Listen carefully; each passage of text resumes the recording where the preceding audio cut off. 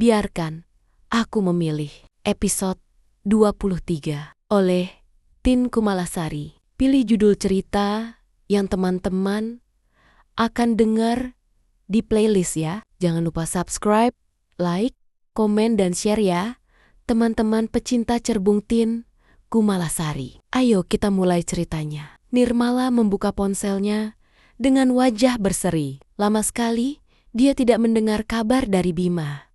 Setahun lebih, hampir 2 tahun malahan. Assalamualaikum, sapa Nirmala ketika meneleponnya. Waalaikumsalam. Senang, akhirnya kamu menghubungi aku. Apa kabarmu? Bima, sangat baik. Aku sedang di luar Jawa. Sudah setahun lebih. Aku kira kamu sudah melupakan aku. Mana mungkin aku melupakan kamu. Bagaimana kabar Adri? Aku tahu kamu tidak di rumah, makanya aku berani menelpon malam-malam. Kalau di rumah, aku takut nanti suami kamu marah. Bagaimana kamu tahu kalau aku sedang tidak di rumah? Tadi sore bapak menelpon aku. Tumben saja, kangen katanya. Lalu bapak bilang kalau kamu sedang bertugas di luar kota. Iya, baru tadi pagi aku di sini. Bagaimana dengan anakmu? Kabarnya kamu sudah punya momongan, ada di sini, bersama aku dan perawat. Soalnya, dia masih minum ASI. Oh, berapa umurnya? Baru setahun, sedang lucu-lucunya. Suatu hari aku ingin mengunjungi kamu ke rumah. Kira-kira suami kamu marah nggak ya? Dia kan nggak suka sama aku. Nggak lah, datang aja. Kalau kita tidak ada apa-apa, kan tidak perlu takut. Oh ya, kamu sudah menikah? Belum. Loh, aku kira sudah. Kalau aku menikah, pasti mengabari kamu dong. Mungkin saja, karena kamu jauh. Kenapa sih? Berlama-lama, cepat menikah, dan punya anak. Punya anak itu senang loh. Dia bisa menghibur saat kita sedang suntuk, bisa menyegarkan ketika kita sedang lelah. Maunya sih, tapi dia belum mau. Masih harus menyelesaikan studinya di luar negeri. Wah, sampai kapan? Nggak tahu juga aku. Doakan saja, semoga lancar semuanya. Padahal, orang tuaku sudah nggak sabar menunggu. Menikahlah dulu. Masalah studi bisa dilakukan sambil jalan. Keburu jadi bujang lapuk kamu, Bim. Entahlah, aku pasrah saja, kata Bima lemas. Kelihatannya kamu sebenarnya juga sudah ingin kan? Ajak dia menikah dulu. Kelamaan juga nggak bagus. Keburu digayat cowok lain? Bagaimana? Terdengar Bima tertawa kecil. Ya sudah, maaf ini aku mengganggu saat istirahat kamu. Pastinya kamu sangat lelah, kata bapak urusannya agak berat, sehingga kamu dikirim kemari. Ya, kantor cabang ini memang tanggung jawabku. Aku yang membuka dan merintisnya hingga menjadi perusahaan yang maju. Kamu benar-benar luar biasa. Tapi jangan terlalu sibuk. Beri juga waktu untuk suami, agar dia juga tidak kesepian. Lalu timbul pikiran yang macam-macam. Pikiran yang macam-macam itu seperti apa? Misalnya lo ini. Aku hanya cerita saja, dan tidak semuanya begitu.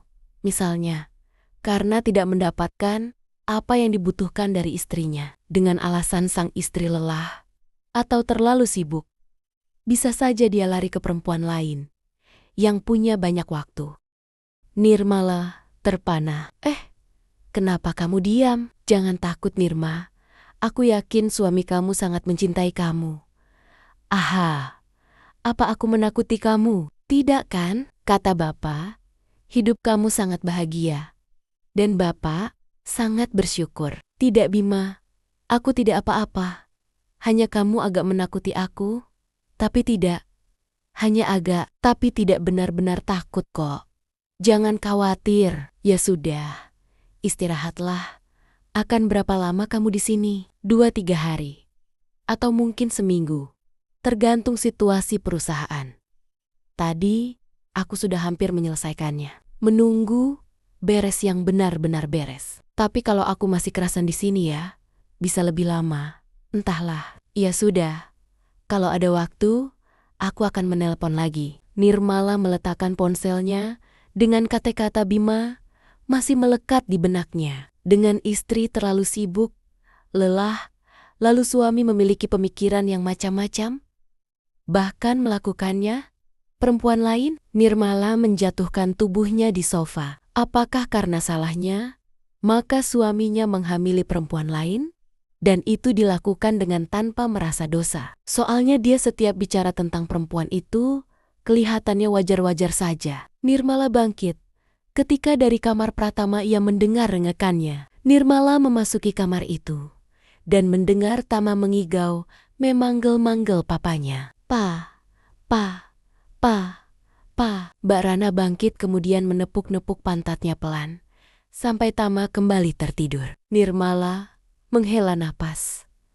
Pratama kangen sama ayahnya, tampaknya dia bermimpi tentang sang ayah.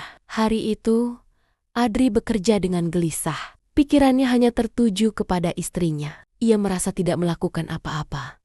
Tapi istrinya marah tanpa dia tahu sebenarnya ada apa. Adri yang tidak peka merasa bahwa istrinya baik-baik saja. Tentang Dwi. Dwi hanya teman masa kecil, di mana dulu dia sering bermain bersama, hujan-hujanan bersama, berkejar-kejaran, dan masih banyak lagi. Kalau sekarang bertemu, lalu dia butuh pertolongan, apakah ia harus menolak? Kenangan masa kecil itu masih melekat di hatinya, tapi itu bukan cinta. Sekarang dia merasa Dwi bersikap agak lain, bukan seperti teman. Tapi lebih dari itu, sikap-sikapnya semakin menyentuh hal-hal terlarang yang seharusnya tidak bisa dilakukannya. Dan karena itulah, dia berjanji, sejak malam mengantarkan kepindahannya, dia akan menghentikan semuanya. Benarkah kamu marah karena Dwi? Bukankah semuanya tentang Dwi sudah aku katakan? Bukankah aku berterus terang setiap mengantarkannya, membantunya, bahkan menungguinya saat dia sakit? Gumamnya sendirian. Tiba-tiba, ponselnya berdering. Memang sudah waktunya istirahat? Lalu Adri melihat siapa yang menelponnya. Dwi? Tidak. Adri mengacuhkannya. Ponselnya dibiarkan tergeletak begitu saja. Dan bergetar-getar karena panggilan yang tidak dijawab. Adri tidak mau terlibat lebih jauh, karena ia merasa Dwi punya maksud lain. Apa Dwi lupa bahwa dia punya istri? Lagi pula, dia juga sedang hamil. Seorang sekretarisnya mengetuk pintu dan kemudian masuk. Maaf Pak, ada telepon dari Bu Duyanti. Katanya ingin menghubungi Bapak, tapi ponsel Bapak tidak diangkat. Abaikan saja. Bilang aku sedang rapat atau apa, katanya. Sangat penting. Abaikan saja. Kamu tidak mendengar perintahku? Kata Adri dengan nada tinggi sehingga sekretaris itu undur ke belakang setelah mengangguk berkali-kali. Ia menjawab telepon Dwi, seperti diperintahkan atasannya. Adri sangat kesal. Kemudian dia ingin sekali menelepon sang istri. Dari seberang terdengar nada sibuk. Katanya orang yang dia hubungi sedang bicara dengan penelpon lain. Adri menghela napas. Kemudian ia menuliskan pesan di ponselnya. Nirma, apa kabarmu? Semoga kamu dan Tama baik-baik saja. Tadi aku menelepon kamu, tapi kamu sepertinya sedang sibuk. Ini saat istirahat. Aku pikir kamu juga sedang istirahat. Kapan tugas kamu selesai? Pastinya langsung pulang bukan? Jangan terlalu lama. Aku kangen sekali. Sudah terkirim. Masih centang 1. Adri ingin pesan itu segera mendapat jawaban. Tapi tidak. Sampai saat pulang kantor, pesan itu belum dibacanya. Adri tidak bernafsu makan. Ia hanya menyuruh Op untuk membelikan gado-gado yang barangkali membuatnya segar dan segelas jus alpukat dengan topping coklat. Lalu terdengar notifikasi pesan. Adri buru-buru meraih ponselnya. Ternyata dari Dwi. Adri urung membacanya. Ia kembali meletakkan ponselnya agak menjauh. Lalu terdengar dering telepon berkali-kali. Dari Dwi lagi. Adri mematikan ponselnya. Lalu meraih makanan yang dipesannya setelah disajikan dengan manis oleh Op.